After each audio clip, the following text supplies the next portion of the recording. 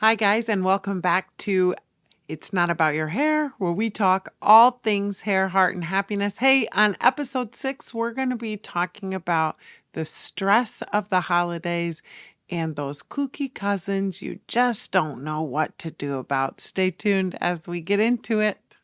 One of the most profound things I've learned in my life is that it's actually not about my hair at all.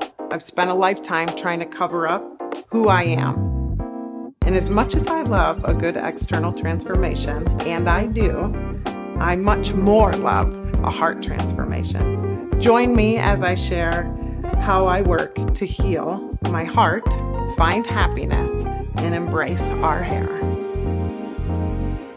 Hey guys, Casey Voss here. Welcome back to episode 6, if you can believe it or not, to It's Not About Your Hair, where we talk all things hair, heart, and happiness. Hey, I'm so happy that you're here. I was wondering, based on last week's episode of Turning Our Judgment to Wonder, did you go back into your past? If you didn't listen to last week's episode, I think you should. But if you didn't, a little recap, we talked about how things that we believed about ourselves in our past that we repeat continue to shape who we are becoming, whether those are good or bad, and choosing to not agree with things that no longer serve us in the sense of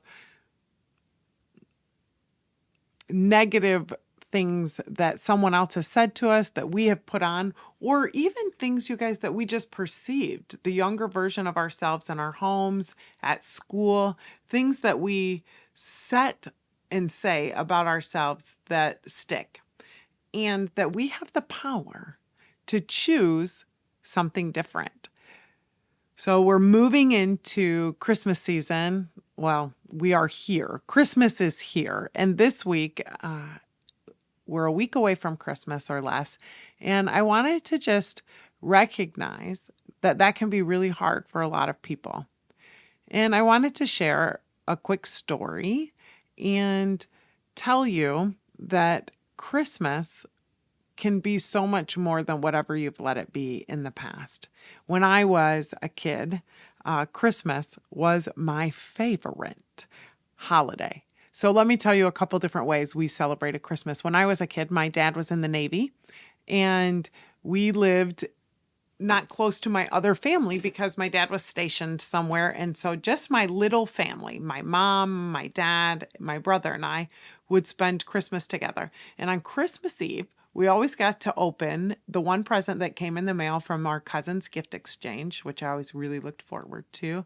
One year I remember getting a Raggedy Ann doll, and I loved that dang thing. But then our tradition was to put on your Christmas jammies. And usually I think we had hot chocolate, but we would drive around and look at Christmas lights.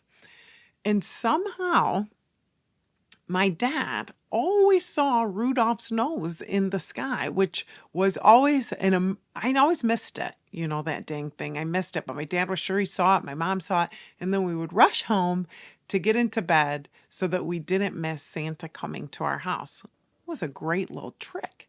But I remember those memories super fondly. And that was my normal. Then I think I've shared this already, but just a quick little remembrance. On Christmas Eve, when I was 13, my dad left, and my family changed forever that Christmas. And that became what I remembered about Christmas. It took over the 13 years previous Christmas memories that I can now tell you very fondly were great, great memories of spending time with my family. That was good, that I remembered. But now this huge defining moment, and it is big, that my parents split up and lots of things would happen after that. But for years after that, all I remembered on Christmas Eve was that memory that was painful and led to a very hard, I don't know, 10, 15 years of not letting it go, you guys, and saying things like, what do I have to be happy about? My family's broken apart. What do I have to be happy about? We don't have anything. What do I have to be happy about? Nobody loves me.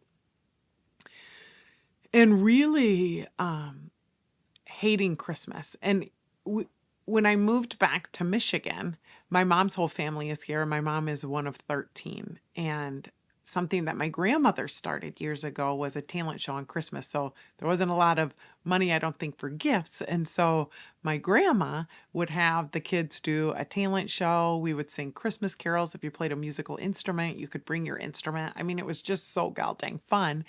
And I really, really loved that. But something got in the way of me showing up and remembering how much I loved that, because every Christmas Eve, I would choose to stand outside smoking cigarettes at my aunt's house. This is a true story. I don't smoke anymore, but I did.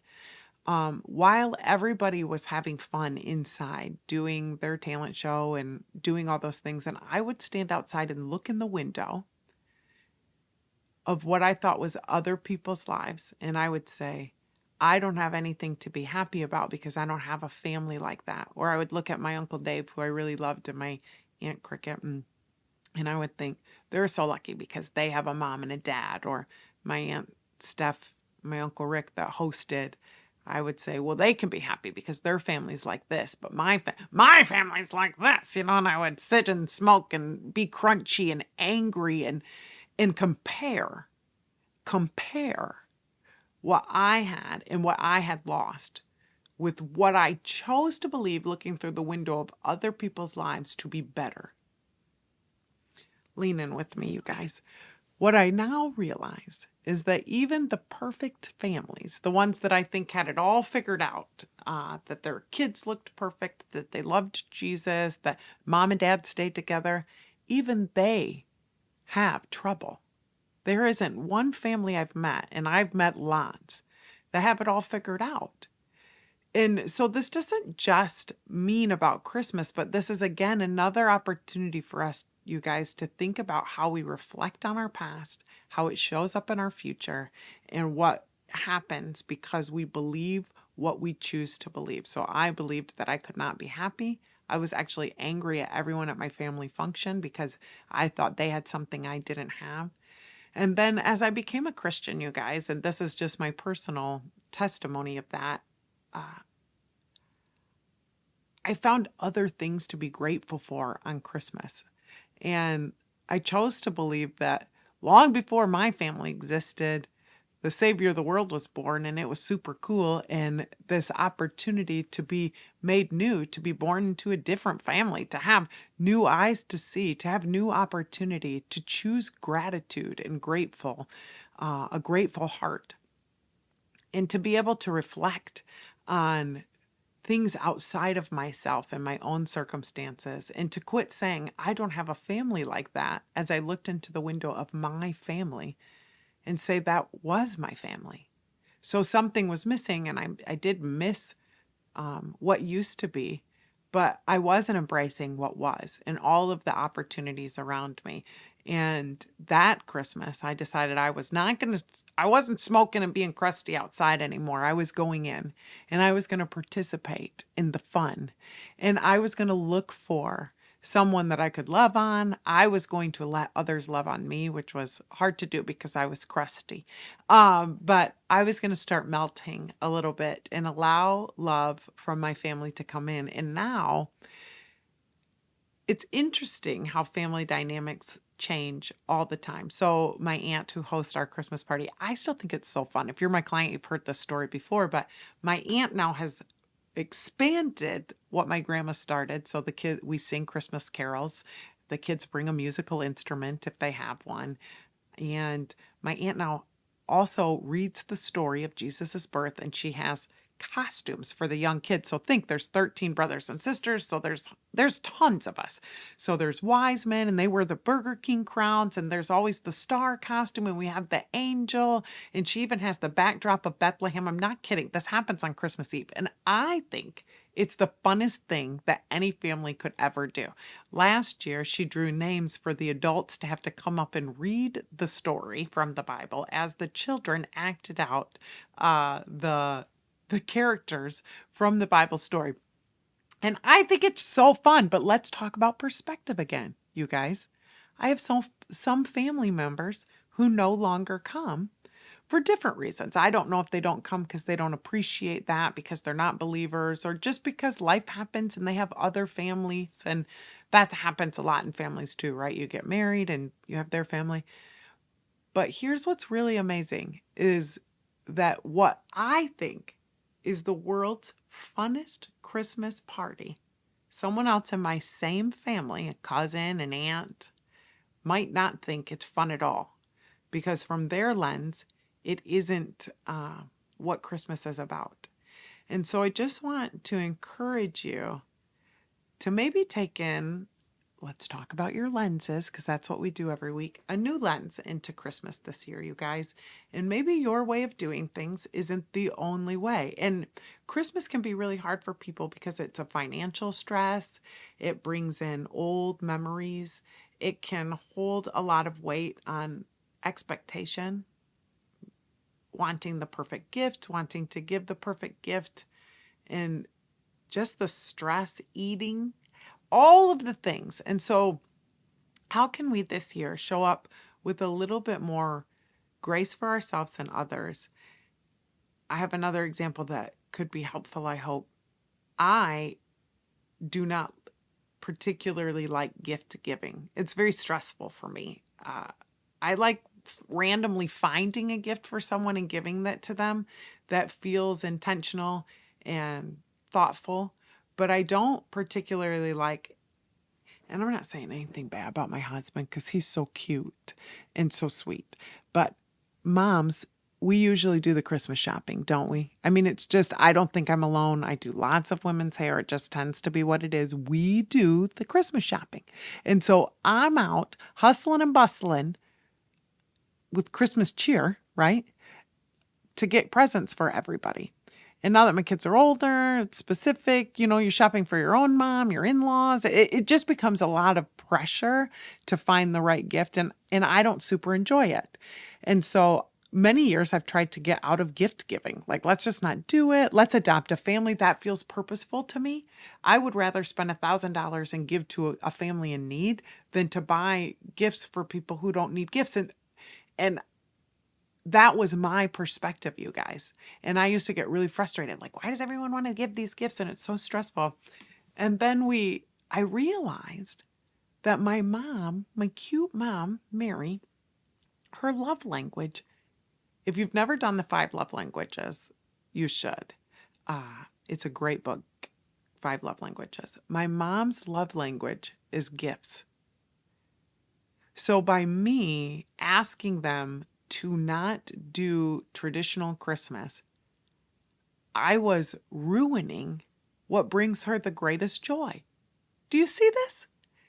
And I didn't realize my brother was a gifter too, because I don't spend as much time with him as I would like to. But what I learned is he has that same thing as my mom, and just this really beautiful childlike joy that he gets at Christmas time. And I was stealing it from them because I'm like, listen, it's about Jesus. It's about Jesus and helping others. And why aren't you looking at this like I am? Because I'm looking through these glasses, and in my glasses, it's all Jesus and all happy. But in their glasses, it was all Santa and presents and Christmas magic. And can it live simultaneously, you guys? Can't it live simultaneously? So how do we transition this Christmas to expectations and stress becoming a little bit more level, because we're choosing to maybe not think that someone else is wrong because they're not doing it. And I did think that. I'm like, why wouldn't they just want to donate to this other family? Here's the truth. Why don't I just do that?